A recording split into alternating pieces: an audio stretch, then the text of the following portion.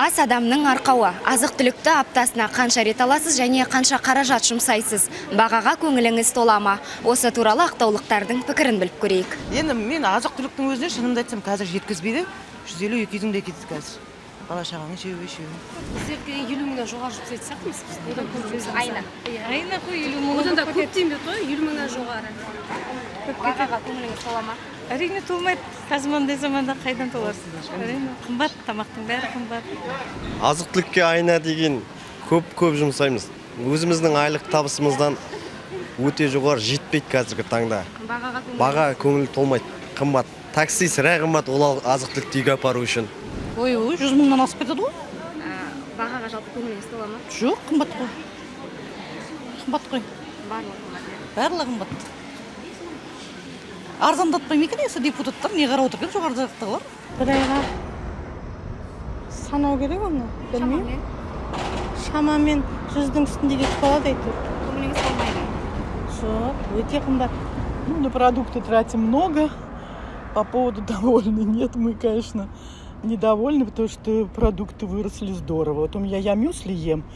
В прошлом году, нет, позапрошлом, 400 стоили, 540, так вот.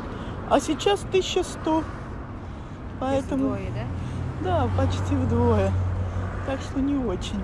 Негізінде нормальный негіз, потому что қазір енді уақыт өте келе адамдардың айлықтары да өсіп жатыр дегендей, азық-түліктің бағасы өсуі бұл қатты жағдай. Айына қанша жаратасыз осы азық-түлікке? Азық-түлікке айлықтың примерно 80% кетеді. Көңіліңіз толады? Көңіліңіз толады. Жоқ, толып атқан жоқ. Толмайды. Қанша теңге айына керек азық-түлік үшін? Білмеймін енді, оны нағыл деп айтсам, оны жаңа ғана дүкенге барып саудаласқан адам болмаса былай. Жалпы көңіліңіз толмайды? Жалпы толмайды, иә. Қымбаттап жатыр. Ни качествосына, ни ценасына вообще көңілім толмайды. Айына қанша қаражат жұмсайсыз? Біз баламыз екеуміз тұрамыз. Где-то 100 мың, 120 мың теңге кетеді. И то оның сапасы жоқ та, ценасына сәйкес емес совершенно. Қымбатшылық? Айына қанша жұмсайсыз? Айына 200-ден ары кетеді ғой. Тамағың бар, жүріс-тұрысың өзі, проездің өзі қымбат қазір барлығы.